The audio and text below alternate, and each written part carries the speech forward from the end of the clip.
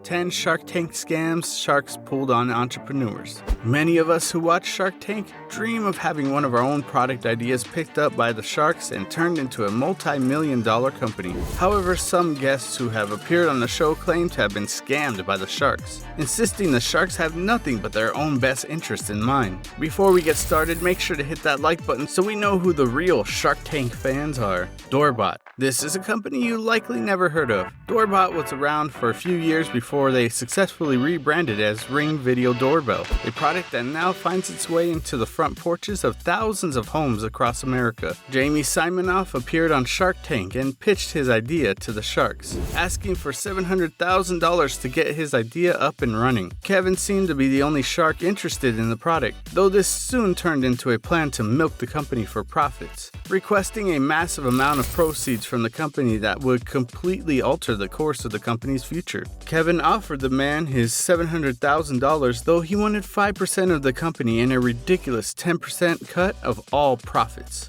An outrageous amount of money to ask for such a small company. Jamie understandably declined Kevin's offer and would soon become one of the most profitable video doorbell companies in the world. Grinds. This is a company that was launched by a couple known as Pat and Matt. They created a new food product that could essentially be described as a chewable coffee. It seems like a great idea on the surface, and the company marketed the product as a way to consume coffee when you're in a major crunch time, such as a college student who is running late for class. The two accepted a deal for $75,000 in exchange for 15% of the company, though as soon as cameras stopped rolling, the sharks backed out of the deal, without really explaining why they no longer wanted to take part in the company. However, the company continued after this infamous scam and is now worth millions of dollars. Breathometer. It's difficult to say whether this deal was a scam from the sharks or the entrepreneur. Truth be told, it seems to be a little of both. This was a device that was designed to quickly, easily, and accurately read your blood alcohol level. This would be extremely important for someone who has been drinking,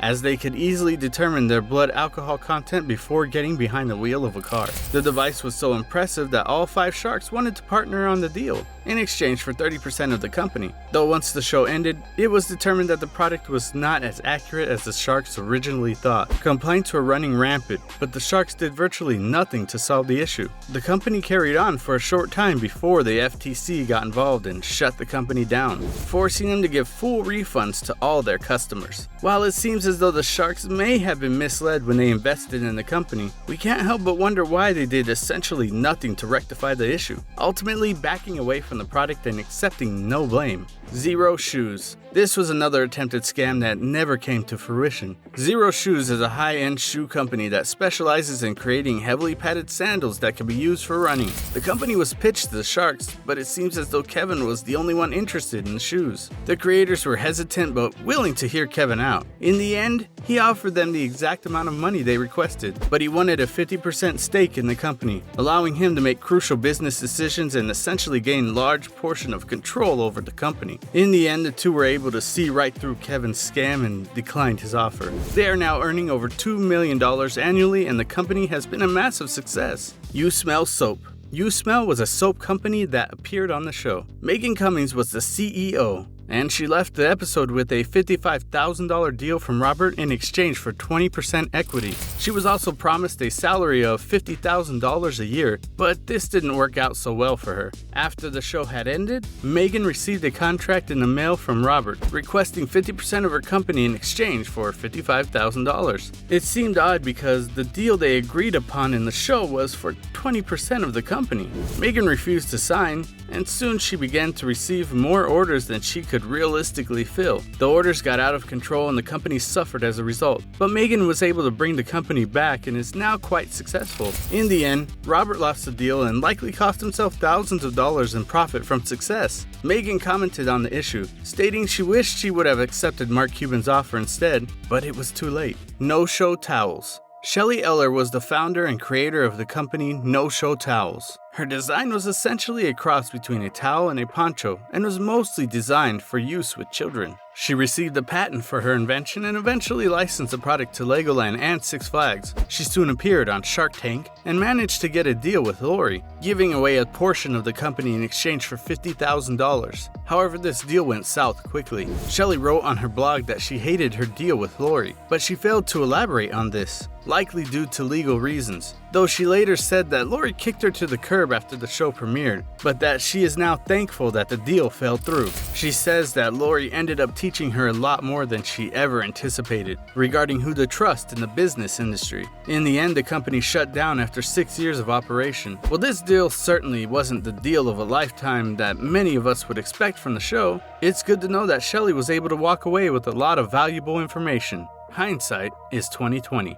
CONN. CONN is one of the most amazing companies to have ever appeared on Shark Tank, largely because their product was designed to save lives and minimize damage caused by fires. CONN manufactures adapters for fire hydrants that can be installed in a matter of seconds, rather than the minutes it can often take to attach a hose to a standard hydrant. When the company appeared on Shark Tank, they managed to strike a deal with Mark Cuban for an investment of $1.25 million in the company. However, CONN claims that after the deal was settled, Mark began to change his mind about the product and wanted to take the company in a different direction, a direction drastically opposed to their company's values. They claim that Mark's ego was getting in the way of their business after a difference in opinion. CONN has continued to do well for itself, though back in 2015, it was estimated that CONN was worth around $5 million. The Body Jack.